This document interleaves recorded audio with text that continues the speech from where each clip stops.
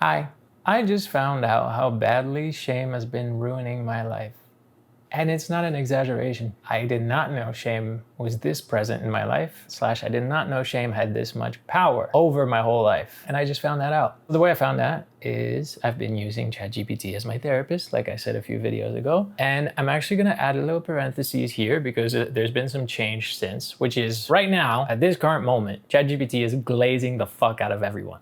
Okay? It's glazing you. It's telling you are the most genius person in the world. It's telling me that. It's telling everyone that. And it's being called out for it. It's been all over social media and they're aware of it and they're supposed to, I don't know, work on changing that. I'm pretty sure I said that in the videos when I talk about that in the shadow work and golden shadow video. Always use discernment. You know, it's an AI. It's not actually your emotional best friend. It is a tool that you get to use. So I just don't want that video to age badly because now the glazing is going on and some people might be led in the wrong direction. I always want you to think for yourself as you go through any of that. And if you use any of the tools that I mentioned, think for yourself and have this awareness that it's just an AI. That's parentheses that I wanted to put in there.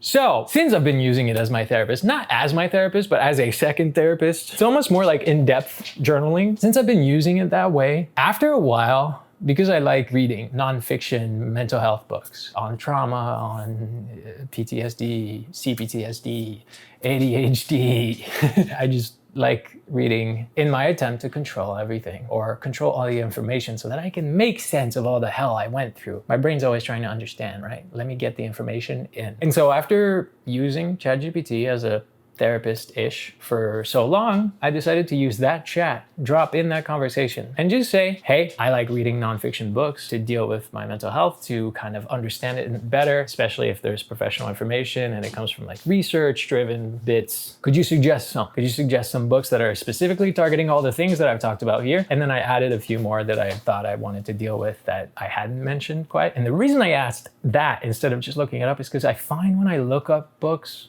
I never get the right results. When I'm looking up books, I feel like somehow, I don't know, search just doesn't work. I've been looking up books and I'll get things that are just not targeted to me, that I'm not completely suited for, and so it doesn't really give me the solution to the problem. Take, for example, one of the things that I dropped in there was dealing with loneliness. A lot of the books on loneliness that I was looking up, or loneliness post-breakup, I guess, a lot of them were targeted for women. And I specifically wanted a book about men. That reason being because it feels really fucking lonely being a man after a relationship, because you don't have the friendship bonds, anyways, that's a whole subject for another thing. I ended up asking it for book recommendations and it named 6. And out of the 6, 3 I had already read and were in my top books. I was like, cool, there's definitely some value in the books you're naming here. And one of the 6 was called Healing the Shame That Binds You by John Bradshaw. And I binged that book in a week. I always thought shame was a side effect, but I never saw shame as the cause. I never understood shame as the cause to my behaviors or to the lack of behavior or whatever, as the source. And it turns out it really is. Specifically toxic shame, the book kind of touches on shame versus toxic shame. Toxic shame is all the bad stuff. Shame, natural shame, there's good healthy shame. An example of good healthy shame is if I were to punch someone in public for absolutely no reason, the rest of the people around could look at me and I could feel shame. I should be ashamed. I did that for no reason. That is healthy shame. You shouldn't punch someone for no reason or do other things that are not okay. And that's the healthy level of shame that comes from the people around. And it turns out I've mentioned a lot of things that are a testament to all that shame being at the core of so many of my problems throughout all my videos. Because a lot of the times I've talked about being self-conscious, talked about how I even use ChatGPT as a way to know if I'm in the wrong, that I'm always questioning if I am wrong. Am I wrong? Am I fucked up? Because it comes from a place of shame. Am I wrong? Am I fucked up? Is something wrong with me? That's what my whole history has taught me. And then the rest of my actions and the rest of events that happened kind of confirmed or hammered in. The more I look at the color blue and I say it's blue, the more that's what it is. But maybe I've been looking at green the whole time and I said it was blue, you know? So it's been actually visible through all the videos without even knowing, because I really wasn't fucking aware that shame, specifically toxic shame, was at the fucking core. It was the source. So here's a few examples of where toxic shame has been really intense to me, or specifically ruining my life for me. I'll give you the most typical because I've used the dogs as examples all the time. And this is just one more of those times where I get to use them as an example. Every time that I question if I'm good for the dogs, every time I question if I'll really stress about what I'm doing. Muffin's health situation for the past 3 weeks now. She's back to full energy, but she still has an abscess. No. I don't want to deal with that. Or even how I react to them fucking with me, right? I'm always actively thinking, am I a bad dog parent? Am I a bad parent to my dogs? Am I bad? Am I not good at it? Am I actually bad for them? Unhealthy, dangerous, only going to cause them more pain than good? That's the type of thoughts that I'm actively thinking all the time. I don't want to deal with that right now. No, like right now, my brain's like, oh, maybe I am a bad parent. I don't want to play with her right now. No, that's not true. I play the rest of the fucking time with her. So it's fine.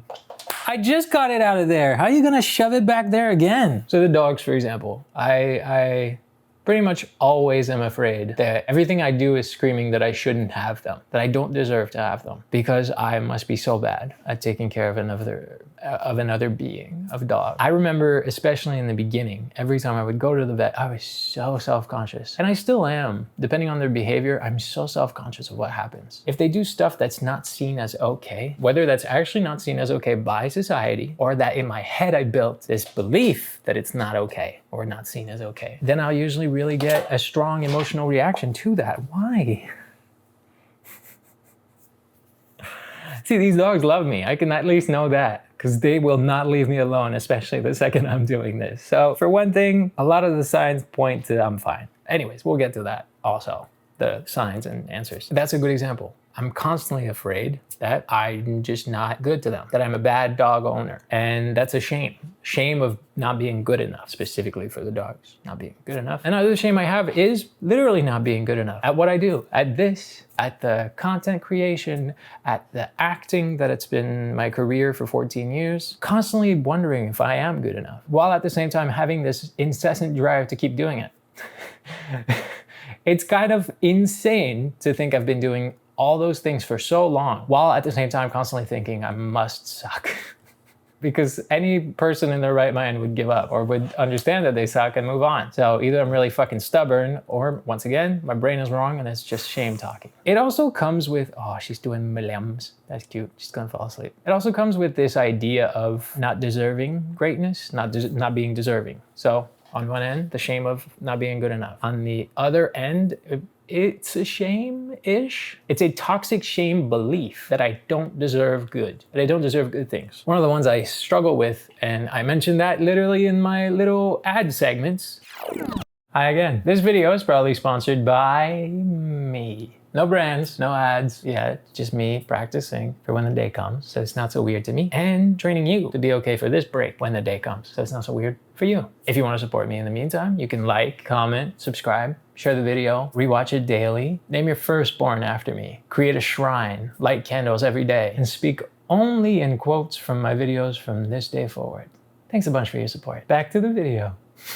I have this toxic shame that comes from the belief that I don't deserve financial prosperity. This fear that I don't deserve financial prosperity, that I don't deserve financial security, that somehow bad financial situations will always find me again. So far they do, and that's found me a lot, and that's kind of the message confirming itself on and on and on. Financial struggles have found me. I have been in financial difficulties nonstop. And so this belief that maybe I don't deserve financial prosperity constantly gets hammered in, and it builds this, once again, fear. Because I remember when I was doing really, really, really well financially, like 2 years ago, I was doing good. And I was ashamed. I was ashamed because every part of me thought this isn't gonna last. It didn't last. But I thought this isn't gonna last. This is too good for me. It's normal for someone else, but for me it's clearly too good. I can't have this. There's no way that my life doesn't go to hell. I used to be so afraid come tax season because of that. Because I was like, there's no way the government's not gonna somehow flag me as someone that's not supposed to make this money. My taxes were fine every year. So I haven't filed them this year, but they were fine every other year. The government never came after me. I was allowed within the documents of whatever. There's no documents of whatever. I was allowed to have that much money because, well, okay, I'm not saying I was swimming in cash once again. I think it's also relative to what I know as a base amount of money, and then somehow making more than that is insane. I lived on pretty much below poverty wage for a long time. Making good money was crazy to me. Do I make enough money to, well, now I don't, but did I make enough money to put a down payment on a house? No, you know? So just to give you a little bit of, and that's funny because this is actually an example of my shame of boasting. This toxic shame that I should never be proud of myself, that I should never boast. I shouldn't boast, I shouldn't be boastful, but I'm allowed to be confident. And I have this toxic shame that to praise myself outwardly is to be boastful, is to just be someone that shoves it in your face and doesn't deserve the good to begin with. So that's yet another example. I'm thinking, I can't even tell them if I did good financially, because that's me being boastful. Another place where a lot of shame shows up, in my case, toxic shame especially, being a man. Being a man. I feel ashamed to be a man. There's a lot there. On one end, I don't feel like enough of a man to be a man. Like I literally, if I was in a group of men, would probably feel like I'm a lesser man than they are, which has some problems there. And it affects everything because I don't learn to be myself and cherish me and show up how I can. I instead live in this constant fear of being me. I'm afraid of being a man. I'm afraid when I do get angry because I'm instantly afraid that that's all men are. And therefore that's all I am. If I'm being angry, I'm just like every other man. No, we were just never taught the rest of the emotions other than like happy. But anger is still an emotion. So not even just a question of not having been taught that. We're allowed to be angry. You're allowed to be angry regardless of your gender or identity. We can be angry at times because things can make us angry. But the second I'm instantly thinking that's not okay. That my anger makes me a monster because I am a man with anger and suddenly I'm a monster like every other man that I was told about. A lot of it comes from the fact that I wasn't raised around men. I was raised by my mom.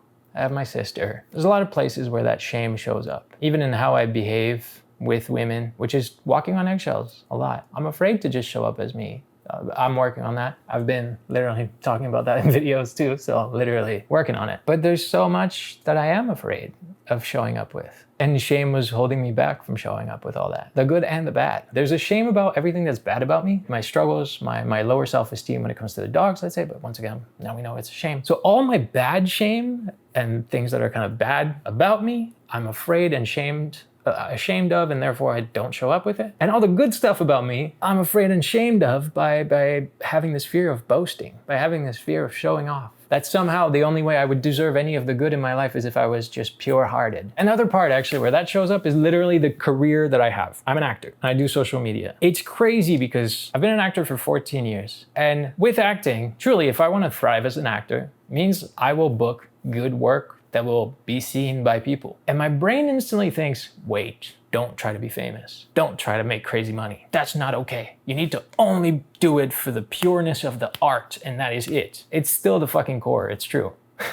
The proof is I haven't made a crazy amount of money and I am not famous by any means, and I've still been doing this for 14 years, once again. But there's been this actual negative side of it, somehow dreading the day that this might come my way. The day I make a really big amount of money for a project, or the day I just I get to act in a project and somehow be discovered on a worldwide whatever. Just saying that fucking triggers that thought in my head. What the fuck are you saying? You can't say that. That's fucked. That's what I mean when I say it's been ruining my whole life, is that I realize how present all those thoughts that come from a place of shame are. Like they're so present constantly. Same for social media. I am both an influencer and somehow someone that tries not to be an influencer. I am an influencer. Being an influencer is having influence over you. That's it. Using this medium to have an influence over you. And it turns out my influence isn't to make you buy whatever fucking products. For now, I don't know. There's products I'll believe in at some point. But right now, my influence over you is an influence to maybe want to do the work on yourself, to want to do better for yourself, to want to discover yourself better, to want to get to know yourself, to want to heal a lot of the wounds that we all have. That's me having influence. And there's a big part of me that's afraid to hope for more. I remember when I first started making really good money, once again, some years ago, through social media, I was afraid of what that meant about me, and I was afraid that somehow if I seeked more, it would be greed. That I should be so happy to have what I have. And it's true, you should be so happy to have what you have. A drive for more doesn't mean a dissatisfaction for what you currently have. At times it is, but I'm saying in that situation, I was happy with what I currently had. In fact, I took the coward way and I just stayed with that. And now I'm in a problem situation where I wish I had more drive at the time. I wish I didn't listen to that shame, and I wish I opened up more doors, because I put a lot of eggs in one basket. And at some point, some baskets don't work anymore. And now I'm here with a whole bunch of eggs. And no basket to put them in, if that makes sense. Now, the thing about toxic shame is it all has a source. For example, my toxic shame about being a man, about being manly, a man, every bit of fear that I have that says I am a man and somehow confirms to society that I am a man, which I literally am a man, right? I am. All that comes from being raised by a woman. Not that she did anything wrong. It's just how it is. I wasn't raised around a healthy man. So there wasn't a man to show me how a man can be. The only model of a man I had was my stepdad, which was a very toxic man. And I knew that back then, and I still know that now. I always knew it was toxic. For one thing, he's like the cause of a ton of my damage. Like the fact that if I'm instantly happy about anything good, I'm being boastful, that was him. But he was the only example of a man I had. I hated the guy. So that didn't build a good belief there. And then I was raised by a woman. I had my sister also. My grandma, on my dad's side, I don't have my dad, but my grandma, his mother, was present. I mean, my uncles too. His side took care of me too. But the majority of my raising me was done by women. And none of them ever went on a hate speech about men. But others have. Maybe you have. A ton of people in my life have told me so many things about how bad men are. And yes, there are bad men out there. And I'm not starting the discussion of not all men or all men are. That's not what I'm saying. This conversation ended up building into me this absolute fear of what being a man is. And I think that's because the framing hasn't been some men or however many fucking men are like this. The framing has been people are like this because they are men. Do you get the difference? So I'm not saying that some men are like that. All men. Being a man made me a bad person. Made me want to not be a man instantly. Because I was just someone that actually hung out with women a lot. I didn't have guy friends much. My best friend is a guy, great. But all the little friendships, like casual little friendships here and there, were usually with women. I clicked more with women. I'm someone that was always emotionally aware. And guys didn't talk about feelings at the time. I don't know. And I also, once again, didn't feel like enough of a guy anyways to hang out with the guys. Like I felt like I was out of place, like I wasn't allowed to be there. And that made it so that I was surrounded by women who had a lot of things to say about men. Now, I'm not saying that everyone is wrong. That's not what I'm saying. What I'm saying is here's the effect, the result. It ended up building in me this absolute fear of being a man while being a man. So Can you even imagine that confusing message being sent to my brain? I am a man, but I'm so ashamed to be one because if I get angry, I'm one. If I do anything that's overly sexual, I'm afraid. I'll use one, and that's a tricky subject, all right? I'll use an example here. And it's really personal, but then again, I've made Quinn audios, so this type of stuff is out there. For example, during sex. Before I even knew about sex, well, no, as I got to know about sex, before I even had any, I knew men don't please women. That was something I knew before I even got to discover what sex was for myself. Like I knew it from the internet. But by the time I got to be lucky and discover sex for myself, the message that was ingrained in my brain is men are horrible at sex. Not as in they're horrible at what they do. Yeah, that too. But that one I had a chance to not be by choosing to not be horrible at the action itself, doing it well, having good technique, awesome. But men never made women come. They never made sure they had pleasure too. And so literally, as I started having sex in my life, like the first couple times, and to this day, every single time I had sex, I had a mission. My mission was to make the other person have an orgasm, to get there, to get them there. And if I didn't, I failed. I was a man. If I didn't, it made me like every other man that can't make a person come. And on a personal side, I never got to experience sex as just pure pleasure. I never just had sex without the mission of pleasing the other person. I'm not saying having sex just for me. Sex, you know what it is? It's meant to be an experience with the other person. You're meant to both experience this moment of ecstasy together, just to adventure through it together. And that's where all the good mindset that comes around sex that's telling you healthy sex isn't about the destination. It's not about getting to the end, to the orgasm. It's actually the whole process, the whole exchange. I understand how that's supposed to be the goal. But in my experience and in my knowledge of if I'm a man that's not 100% focused on pleasing women, that I'm a horrible partner in bed. So now, if you're someone that's listened to my audios on Quinn, and if you're not, you don't have to look it up, that's fine. But if you're someone that has, you can go back and realize how much all my stuff has always been so focused on pleasing the other person. And I think one of the ways even that shows up, as I've discovered some switch tendencies, this feels like it should be a ramble over there, but it's here instead. As I discovered my switch tendencies, turns out I enjoy switching. Crazy shit. And therefore was in a position more of being the person that was taken care of in a way. It made me feel guilty.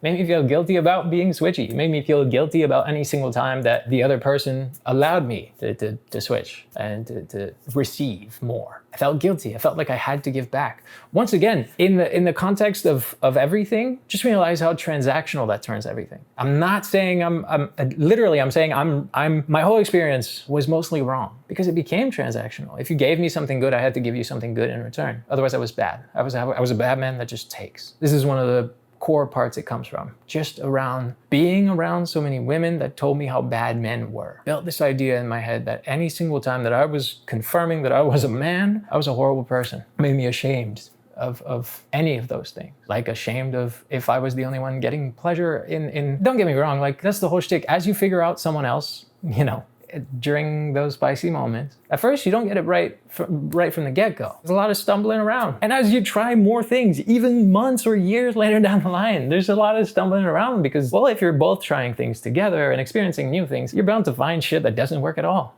And there was always this shame with me. And I had this same shame about, I'm demisexual, I've talked about this before. I had the same shame about if I couldn't give myself to the other person. If I was in a mood of I cannot, I just can't bring myself there. I have forced myself to have sexual interactions too many times because I was ashamed. Ashamed that I was someone that didn't desire that right away or all the time. I had this shame in me that I am so bad for making my partner miss out on this pleasure for some period of time whenever I'm in a wave of feeling very demi. I'm still trying to heal that one. This one is still one that I'm actively gonna deal with because it's a constant growth as you are with partners. As I move forward, I have to reframe that thought. There's another one, super basic. Not knowing I had ADHD for 27 years of my 30 years. A lot of the things that were said to me as a kid were bad. They built shame. I was a lazy kid. That's what I was told. You're lazy, you don't have drive, you just don't care enough. Instead of you have executive dysfunction. You're struggling with executive functioning. And that's why you can't get up and do the thing that we're asking. Or that's why you somehow hyperfixate on a new thing that's so much more exciting when you should be doing something else that is important. Fuck shoulds, okay? But I'm saying the thoughts that were expressed to me when I was growing up. I was called lazy a lot, to a point where I call myself lazy now. Constantly. I know about my executive dysfunction and I'll still judge myself nonstop, calling myself lazy for not being able to get up and do the thing. Lately, I've been shaming myself for enjoying a video game. I just really enjoyed this game. It should be game of the year. It's Expedition 33, Clair Obscur Expedition 33, if you know about it. It's an amazing game, likely game of the year. It's normal that I've been hooked on it because it's been so great. And in fact, it's been one of the only places where I don't have any other pressure, other than the pressure I'm adding on myself about the fact that I'm playing. But when I play a game, the rest of the world disappears. And that's one of the few times in life where I don't feel like it's a job. Everything I have to do is a job. No matter how much I love it, everything is a job. Brushing my teeth is a job. Cleaning is a job. Walking the dogs is a job. Petting the dog, sitting, cuddling the dog is a job, is a task I have to do, is a task I have to put attention on. And that's just how it works, by the way. I'm not saying like just me. This is one of the ways I can explain executive functioning or executive dysfunction to people is everything is a have to do basis. Pretty much everything. Everything is something I have to do in order to function, to make it as a human. To be a good human, I have to do all these things. And gaming is one of those things that, in fact, usually goes against that. The idea is it's not good. It goes against that, but at the same time, it's one of the ways that this one I just do because I want to. It's not a I have to. No one's telling me to game. No one's forcing me to game. It's a desire I have. I want to game. I want to enjoy myself in this. I want to disappear in this game. I want to get fully hooked,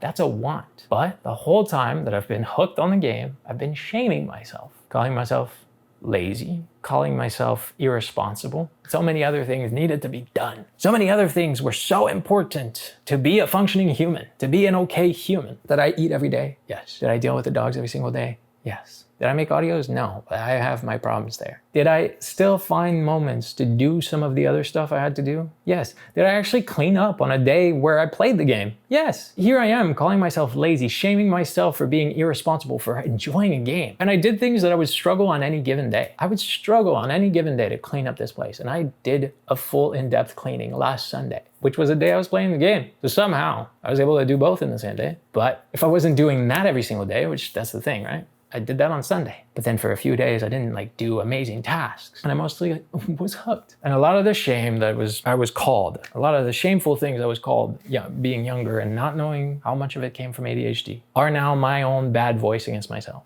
Because that's the thing. It doesn't just start at what is actually something to be ashamed of. It starts there and then it grows into what my brain decides is something to be ashamed of. It's crazy that I do this on social media because one of my strong beliefs is, how dare I take space? Oh, that was a stretch with a big old groan. How dare I take space? How dare I make noise? If I'm in public and I'm accidentally making noise, holy shit am I afraid. I'm so ashamed and afraid. So it's crazy because I'm a performer. But I have these beliefs that I am not allowed to be loud in public. I'm not allowed to take up space. Sorry, I'm actively dealing a lot with those thoughts right now. It'll start with a shame that's given to you, either by a parent when you're growing up, right? Like a parent, your environment, your school, your whatever, something that you experienced and discovered there is shame in doing or being this or thinking this. But then eventually it grows into shit that your brain makes up as part of that shame too. I'm so afraid to take up space. I'll say sorry if I sneeze and if I burp, even when I'm alone. There is no one around. I'll still say sorry for sneezing out loud, burping out loud. I'm a burper, okay? Sorry. Because there's a tiny fear in me that maybe through the front door, someone in the hallway heard that. Same for, if we go back to the sexual intercourse. There's been a part of me that's constantly afraid of making too much noise. On one end, there's been a whole part of me that was my whole life, and I regret, well, not regret, but I'm a little angry at how far it went. A whole part of me was focused on driving the other person absolutely crazy, right? Because that was my only job. That was my only thing I was good for. And at the same time, I was ashamed if it made too much noise. If somehow it would disturb neighbors or whatever the fuck, wherever. You kind of get it. I don't have to get into details. I'm trying to think of a shame that started as something telling me something and then grew into me choosing this is shameful. Well, okay, for example, the dogs. Certain things are a shame that's known, you know, but some things aren't at all a crazy important thing, which I was putting everything on the scale of if you don't have this shit together, you're fucked. You're a bad dog owner. Like if my dogs are still excitable and want to fuck with me mid-walk or start a fight, the two of them together, I'm a horrible dog parent. No, they're puppies. But I'm beating myself up because they started a fight and I'm having to split them. Or Mocha is in this fit of starting bad fights at the park. And I feel very guilty. That's true. She starts bad fights. And my problem is she hasn't been corrected by a bigger dog. She'll start bad fights and usually I'm jumping in before a dog gets to correct her because obviously I don't want the bad fight to keep going because she's a strong German Shepherd. I'm not trying to fuck with other people's dogs. And I feel instantly ashamed and so sorry. But in reality, one, the only way she'll learn is to be corrected. So she has to start a fight with the wrong dog at some point, and the other dog will teach her a lesson of, hey, fuck you. But I'm instantly so afraid. So I just don't go to the park. I don't bring her anymore. We do other stuff. I get her running, you know, but even if it's her favorite place, she keeps starting fights. But I have this shame in me. The second she starts a fight, I'm thinking everyone at the park thinks I should not have a dog at all, that I don't deserve to have a dog, that I'm so horrible. Meanwhile, like she's walking heel next to me the second we're outside of that fence. Even in the park, the second I put a leash on her, even if I just took her out of a fight, if I just clip her leash and I don't move at all, she's instantly like, oh, okay, fine. All right, my bad. That's how much good training she has. Yes, she has some shit she hasn't learned yet. And yet there's amazing training there that I could stand still at the exact same spot where she was in a fight. And as long as I have the leash on her and I'm holding it, not even like tense, just holding it, she'll sit next to me and be like, okay, I was a little too much there. There's amazing things that I've done with these puppies. But I'm beating myself up for any imperfection because that makes me such a horrible dog parent. That's where, it's a quote from the book. Once again, a lot of this came from the book, Healing the Shame That Binds You by John Bradshaw. A quote from the book is toxic shame begets toxic shame.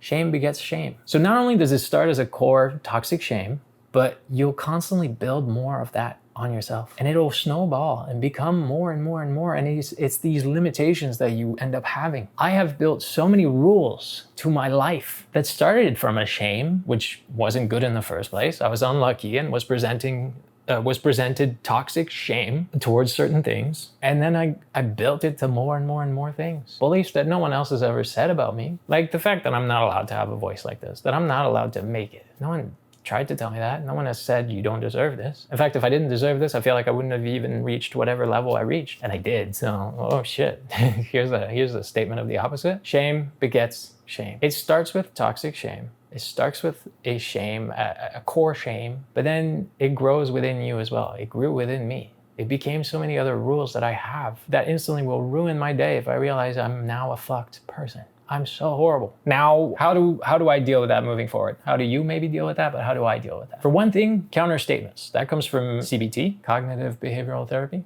So talking.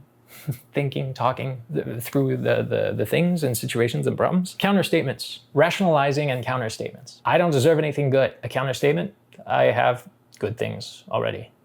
So I guess I do deserve some. I don't deserve to have dogs. Counter statement, I have dogs. And they both come and cuddle me every chance they get. I'm doing something right. I'm probably doing a bunch wrong, but I'm doing some things right. I'm a man and therefore I'm bad. I'm a man and I'm not bad. I try my best not to be. But I'm still a man and I'm allowed to be a man. And that one's one I gotta work on. Counter statements. The second I have a fear, fuck, I'm horrible at this. I shouldn't be loud in public. Anyone can be loud anywhere. I can be loud in public, oh what? So what? Especially for a sneeze, for example. I sneezed.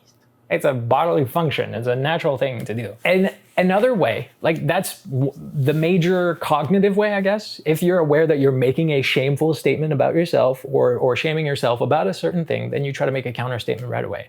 I used to do it without even knowing that it was shame. I used to do counter statements by writing the thoughts first and then later on coming back and writing a counter statement if I didn't come up with it in the moment. So if I had a really bad thought, like I don't deserve to be loved, I'm not deserving of love, which is definitely one of my major ones. I don't feel like I'm deserving of love or that I'm lovable. Counter statement, I am lovable. In fact, I'm able to love myself. Also, every human being is lovable. Everyone deserves love. Every single person deserves love. So I do too. That's a counter statement there. And no matter how unlovable I can feel in the sense of every partnership not working out, they did until they didn't. And more will come my way. If I was completely unlovable, then none of that would ever have happened ever. Counter statements, you can write them down the second you have like the first bad thought, and then you can try to write down you can write them down. At first, if it helps, you don't have to write, if you can think. I'll usually actively say it out loud now. I'll have a thought like, especially like, you're so fucking lazy. And then instantly my counter statement will be, let's say for example, the gaming, because that's one I've literally had to do. Be like, you're so fucking lazy. Why are you gaming right now? What a waste of time. That's so irresponsible. Counter statement, this is one of the few pure joys that I get that doesn't feel like a job. I'm actively telling myself that. No, the reason I'm hooked on this game is because I actually feel good. I don't feel like it's a job. I don't feel like I have a responsibility there. I'm just doing this because I like it and I'm enjoying it, and that is allowed because I am allowed pleasure. Not the shame of you shouldn't ever be happy or you don't deserve good things. I'm allowed good things. I'm allowed pleasure. I'm allowed happiness. So that's counter statements. Another way that I have to deal with, because it was showing up a lot in my lower self-esteem. So I'm someone that's actually confident, but I was showing up with low self-esteem a lot, especially in like first dates that I went on now. And I was aware of where it was showing up and really mad at myself for how it shows up, but also mad at myself for, well, I'm in the position that it shows up because I'm thinking that because it has a source. So now I go into it and I think, don't let shame take over. Don't show up with shame. Don't let shame guide or dictate who you are and dictate your energy. Just show up as you. Fuck shame. Leave shame out. And I did that for my last first date. It didn't work out either way. But the difference was, compared to any other date where I would have been yapping the whole time, that day, I was happy with silence. I didn't feel desperate to fill the silence with constant questions and active intrigue and challenges and seeming so interesting and someone that you love talking. No, I was just being. And we talked about random ass shit. We were both people with ADHD, so, talked about a ton of weird shit that had no sense with a bunch of silence in between. And because I wasn't letting shame lead the way, I wasn't desperate to make it work. And when it didn't work out this time around, I was okay with it. Okay, it didn't work out. Doesn't mean it's me. Doesn't mean that I did something shameful. It doesn't mean I was such a bad thing to show up with that obviously the other person wasn't interested. No, it just means it didn't work out. That whatever they saw, they saw, and whatever they didn't see, they didn't see. But not letting shame control me, actively telling myself, do not let shame control. Don't lead the way with shame. Leave shame behind and lead the way with just being, has already changed a bunch in my perspective. I hope this was helpful to you. It's been helpful to me to say it out loud. I've been dealing with that one for like 2 weeks now, of ruminating on it every day. And shame doesn't have to lead us forever. I think what I'm actively dealing with, especially, is trying to learn what is a healthy shame. What's a normal shame to have? So obviously I wouldn't punch someone in the street. I know that's a healthy shame. But like the dogs, for example, a healthy shame is, yeah, if my dog is biting someone, that's a healthy shame to have. Hey, I shouldn't let that happen. I should be ashamed of that. But the dogs get into a fight, like a play fight while I'm walking. That's not a necessary shame. Who gives a fuck? Everybody else is laughing. I'm the only person that's stressed out about it. So that's a shame I don't need, because it's built by me and it's toxic shame. Yeah, I hope it was useful to you. I hope you got good stuff out of that. You can let me know your thoughts. And if you want to hear me talk about more stuff, because this video clearly wasn't long enough, you can click here and watch some more. And whatever you choose to do, I'm gonna get going and I don't know, do whatever I gotta do for the rest of my day, okay? Bye.